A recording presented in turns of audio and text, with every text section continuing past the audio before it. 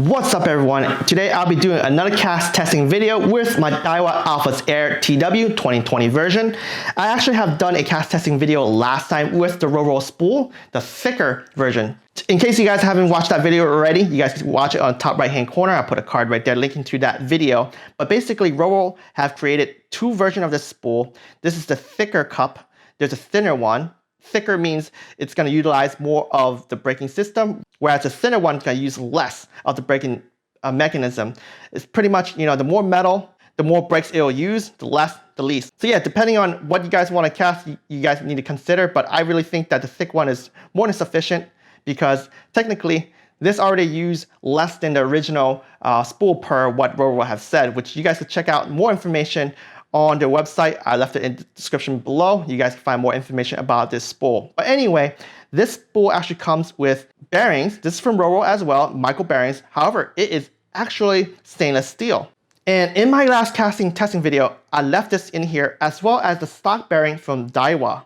So I'm actually going to upgrade the bearings with ceramic hybrid bearings from Roro. And this is the size serial number that you get from Roro, and this set of bearings they say is rated for 1 to 10 grams. However, this video I won't be showing you guys the upgrade process. I think it's relatively self-explanatory. For those who do real upgrades already, you guys know what to do. For those who don't know, you basically pop out that retainer, the bearing retainer here, and you swap the bearing out there. And for the spool, you pop out that pin there and you swap the bearings. But one thing I want to note to you guys is how to install the bearings. And if you look closely to your bearings, right, your Roro bearings, you notice that these micro bearings do not have one of those retainer clips like the Hedgehog Studio, Race Studios, etc., etc. They did, however, provide me instruction on how to actually place these bearings on your reel. So if you look at this here, you see there's a cup side here and there's no cup side here, okay? Same with the other one. See, it's pretty much flushed out. And the other side has a cup. Now, the side that's actually flushed out needs to face the spool. So this guy right here needs to put on just like that on there. And this guy here goes into this way. And if you look at the stock one, you actually see it that the cup side is facing towards the reel. The flush side is facing into the spool. Oh yeah. That is nice. Nice and smooth, man. This is gonna be one fun cast testing video. All right, guys, I'm back at the pond. Today is looking a lot better. As you see, there's no wind today, maybe very minor wind. Got some people in the park today, so it's gonna be a little rowdy, but it should be okay. We have the same rod from last time, the Cascade Max Steel. Okay, this is a dual tip rod. 1.8 meters long, but I have the ultra light tip rated for 1 to 8 grams. Perfect with this, the first lure I'm throwing today, which is trout magnet, same one as last time. And we got some thin line from Surinoya. So let's get at it. The first cast I'll be doing today is with 10 breaks. And let's see, that was, I don't know, it's actually pretty short to be quite honest, so I'm gonna jack it down a little bit more. Let's do 8. Oh man, got a little over spool, not that bad, but it definitely went out. So let's do it a few more times and then I'll tell you exactly what I think it went. Over spooled again, I can't count that one. But if you guys really need to know, that is about 25% of the way. So that's very interesting. Very interesting, folks.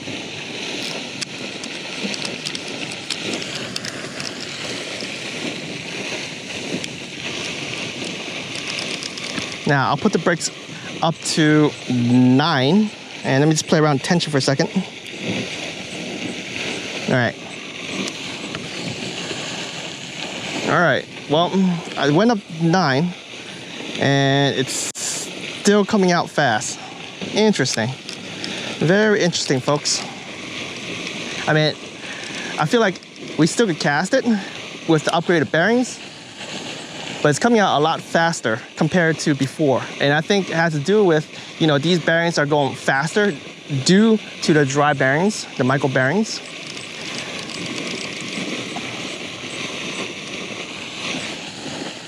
There we go. All right. So that is about maybe 30% of the way. Not far at all.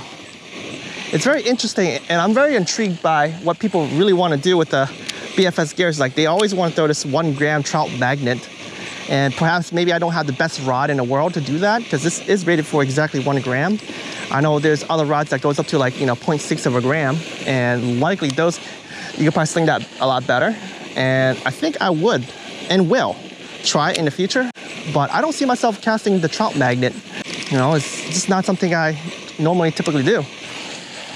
And with the bearings and everything, you guys can see that I'm constantly over spooling. So what I'll do is I'm gonna fix this, and I'm gonna put it at 10 again, which is where I kind of started from. I have accuracy. You guys see that it's pretty accurate so far. All my casts are pretty darn accurate. And it's close to the 25 to 30% range.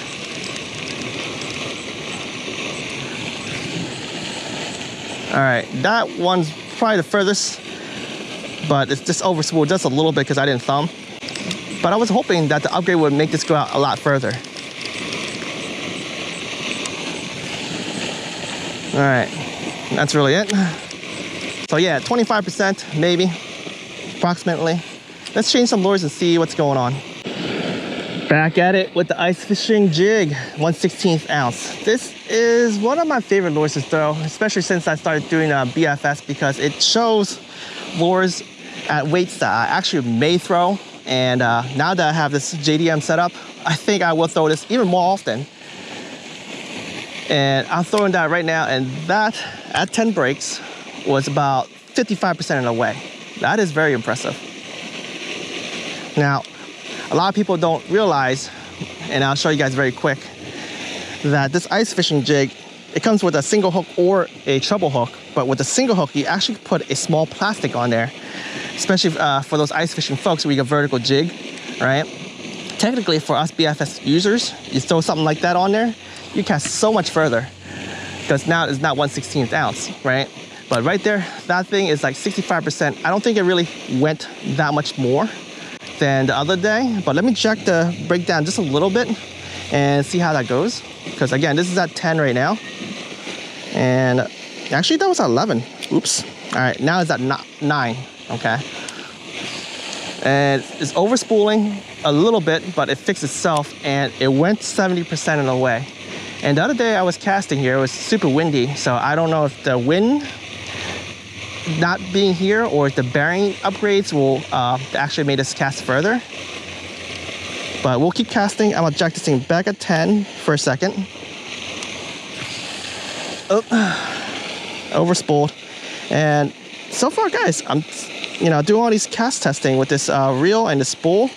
I have not gotten the line trapped underneath the spool was inside the reel, so it's pretty impressive so far. I guess that'll be both on the Roro side and the Daiwa side. You see, this is there we go.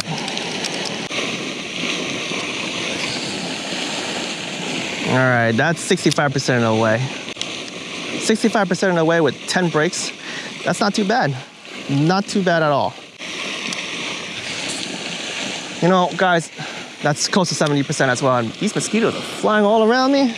This tree right behind me is like gonna destroy me one day. See this tree right here, guys? It's like mosquitoes coming out of there right now trying to feed on me.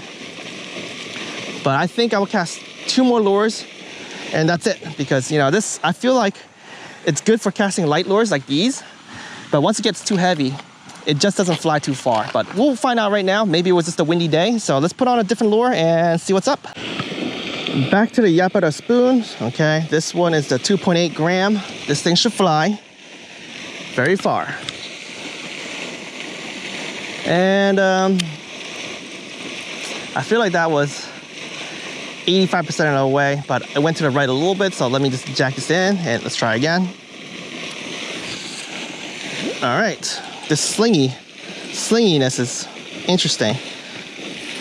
I really think that this light spool right here, it's giving me some hard trouble with some of the heavier lures like these. So let me just get this back in. We'll try again. And that was at 9 brakes. So let's put this on 10. It's over spooling for some reason. Very odd reason, guys. You can see that overspooled line have not gone into the reel yet, so at least that part is impressive. All right, that one right there is 75% of the way. That's 75 to 80% of the way. So yeah, I really think that, you know, this spool, because it's a small diameter, is just causing me to have less distance, trying to get the, you know, the maximum distance with this. So very interesting, guys. All right, still getting some backlashes here and there, but I fixed it. Still no problems. Last cast. All right, definitely closer to the 80% mark. I really think my previous setup could cast so much further, and I'm pretty surprised too. It could be this rod because it's kind of whippy. If I use like a more stiffer rod, I might be able to cast further, like my dexterity rod, because I have my Spirit Fox, I had my a Zephyr on the dexterity rod, and I could use the same spool here and I could cast past that water fountain.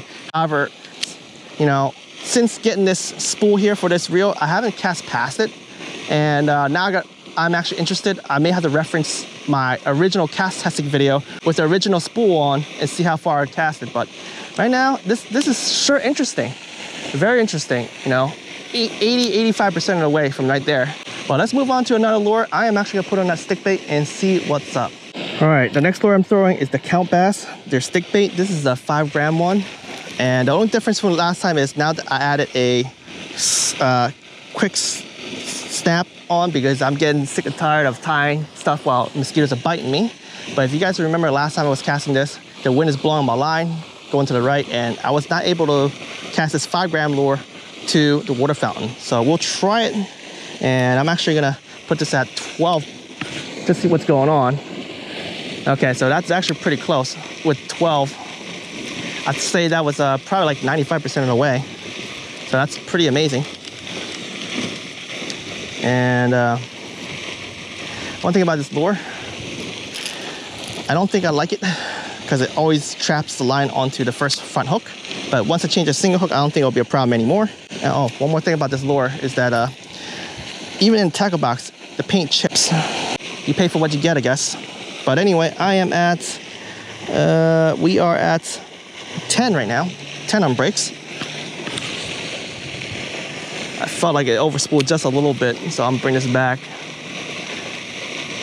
But it does walk pretty good. I think this lure is more of a medium light tackle instead. Oh, that overspooled. I thumbed it just to prevent it from that crazy backlash. Yeah, this might be like a 11–12 brake lure with this spool and bearings. There we go. All right, so that's like 95% of the way. So I'm gonna take this off and switch on to another lure, because yeah, I think if I used a different rod, like a stiffer one, I'd probably launch this thing out past that. All right, my next lure, I'm actually going lighter. This is a 3.1 gram Sonoya, their stick bait. So let's see how far this guy go. Oh, I felt it overspooling, and so we won't count that one. But if you guys must know, that was 75% of the way, approximately. All right, so yeah, I think I remember this bait actually casts pretty close to the water fountain too, and I just can't seem to reach that.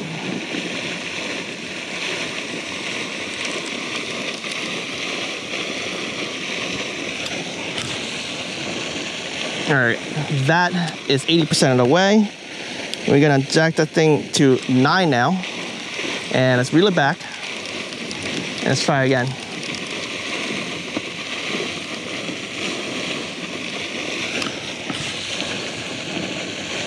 Okay, that's better. That's like 95% of the way at 9. Getting tuned, boys and girls, getting tuned. Again, if you guys don't watch my videos, that fountain right there is approximately 71 feet. All right, guys, I swapped rods, and not only that I swapped rods, I actually swapped my GoPro too. This is my GoPro Hero 9 Black, and I guess we could tell the difference between the old GoPro and this GoPro, because you can see that there is a lot less wobble or shaking of the camera. So hopefully you guys enjoyed this last piece of this cast testing video. But basically this is what I'm doing, okay?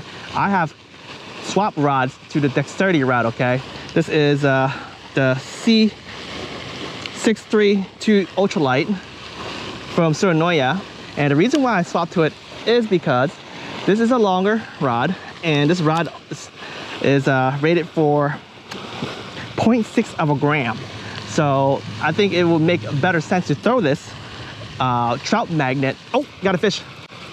But yeah, it probably make more sense to throw this guy on this rod than my casting one. See, the casting rod is pretty cool. I like it, but it's not as stiff, and it's rated for only up to 1 gram. And this guy here is rated to, again, 0.6 a gram. So if I'm trying to throw some trout magnets, obviously I'm gonna use a rod that will allow me to do so. And right now, this cast is pretty good. Now, if I actually want to, right, cast further than what you see here using this setup, there's 2 things you guys could do. And I don't think I'll ever really throw trout magnets on a BFS gear, but people like to do that on YouTube. And backlash here. But yeah, people like to challenge and push their gear to the limit. I really don't think that is me to actually even have like throw light stuff into that. So oh my gosh, another fish. But yeah, one thing that you're gonna do is have less line, okay?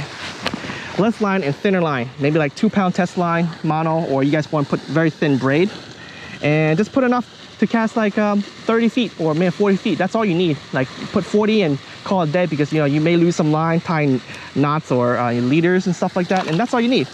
But this upgrade here is awesome. I can't really tell at the moment whether the ceramic hybrid bearings actually did a better job than the stock stainless steel and also stock bearing from the Daiwa reel. But in the end of the day, this is fun. I am at 10 breaks throwing a freaking trout magnet at a pond, and I'm catching like left and right. So I hope you guys enjoy this upgrade series of this reel. If there's new spools coming out, I'll definitely play around with the too for this reel. But right now I'm kind of conflicted. I don't know if I want to perfect stock spool and keep playing with that, because I really didn't play with it. I just did a cast test video, and that was really it. So guys, leave me a comment below. What do you guys think? Should I go back to the stock, everything stock, and play with it a little bit longer so you guys can see how this reel performs, or stick with the RoRo? Leave me a comment below. The fish don't wait. Get out there. Fall's here. The bite is hot.